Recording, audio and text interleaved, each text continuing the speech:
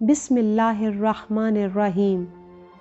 بہلول دانا 5ویں عباسی خلیفہ ہارون رشید کے دور میں ایک ولی کامل اور تارک الدنیا درویش کے طور پر پہچانے جاتے تھے۔ ان کا کوئی گھر یا ٹھکانہ نہیں تھا۔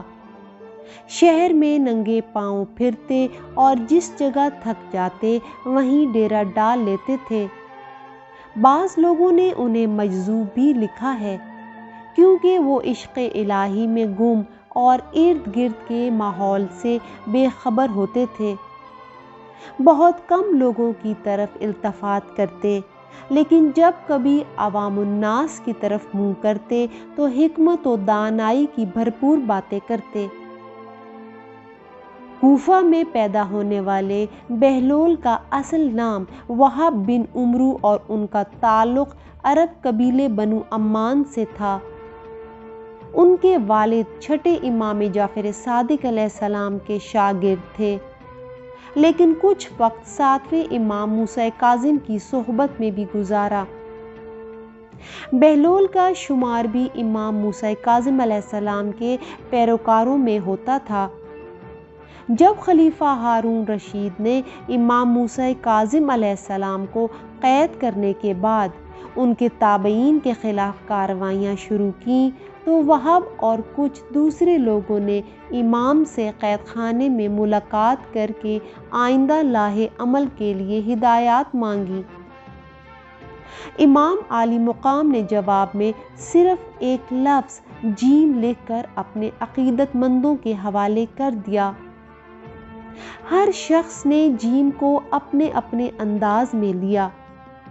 کچھ نے اسے جلا وطن سمجھا، بعض نے اس کے معنی جبل یعنی پہاڑوں میں رپوشی لیا، لیکن وہب نے اسے جنون یعنی مجنونیت میں تبدیل کر دیا۔ انہوں نے اپنی شاہانہ زندگی کو ترک کیا اور پھٹے پرانے کپڑے پہن کر گلیوں میں نکل آئے۔ خلیفہ ہارون رشید سے ان کی ملاقات سن 188 ہجری میں خلیفہ کے سفر حج کے دوران کوفہ میں ہوئی۔ بہلول نے ہارون کو جو نصیحتیں کیں ان سے متاثر ہو کر خلیفہ ہارون رشید بہلول کو اپنے ساتھ بغداد لے آیا، اور پھر بہلول کا ٹھکانہ بغداد کی گلیاں ہی رہیں۔ بہلول کا مزار بھی بغداد ہی میں ہے، جس کے ایک گوشے کے بارے میں مشہور ہے کہ وہاں سکھ مذہب کے بانی بابا گرو نانک نے چلہ کاٹا تھا۔ کہتے ہیں کہ ایک دن بہلول دریائے دجلہ کے کنارے بیٹھے گیلی ریت کی ڈھیریاں بنا رہے تھے، اور ہارون رشید کی چہیتی ملکہ زبیدہ اپنے محل کے جھروکے سے بڑے انہماک کے ساتھ انہیں دیکھ رہی تھی۔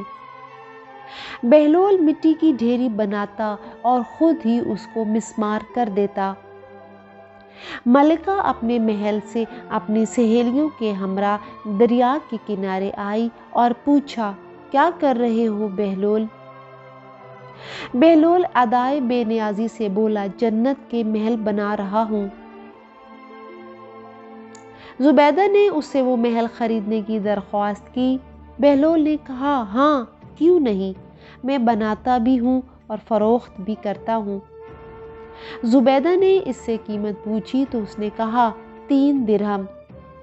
لہٰذا زبیدہ نے 3 درہم کے بدلے وہ ریت کا گھر بہلول سے خرید لیا۔ یہ واقعہ جب ملکہ نے ہارون رشید کو سنایا تو اس نے مذاق میں ٹال دیا۔ اسی رات خلیفہ ہارون رشید نے اپنے خواب میں زبیدہ کا گھر جنت میں دیکھا، اور جب اس نے خواب میں اپنی بیوی کے محل میں جانے کا ارادہ کیا تو دروازے پر کھڑے دربان نے اس کو روک دیا۔ جب اس کی آنکھ کھلی تو اس کو خیال آیا کہ اللہ نے زبیدہ کے حق میں بہلول کی دعا قبول کر لی ہے۔ اگلے دن وہ بھی دریا کے کنارے گیا جہاں بہلول بیٹھے ریت کی ڈھیریاں بنا رہے تھے۔ ہارون نے جب اس محل کی قیمت پوچھی تو بہلول نے جواب دیا، تیری پوری سلطنت۔ ہارون بولا کل تک تو اس کی قیمت 3 درہم تھی، آج پوری سلطنت مانگ رہے ہو۔ بہلول دانا نے کہا اے خلیفہ، کل بن دیکھے معاملہ تھا اور آج تم محل دیکھ کر آئے ہو۔ خلیفہ یہ سن کر مایوسی سے گھٹنوں کے بل بہلول کے سامنے بیٹھ گیا اور بولا مجھ سے میری ساری سلطنت لے لو اور ایک جنت کا محل مجھے دے دو۔ جب بہلول نے اس کی عاجزی دیکھی تو کہا میں تمہاری اس سلطنت کا کیا کروں گا؟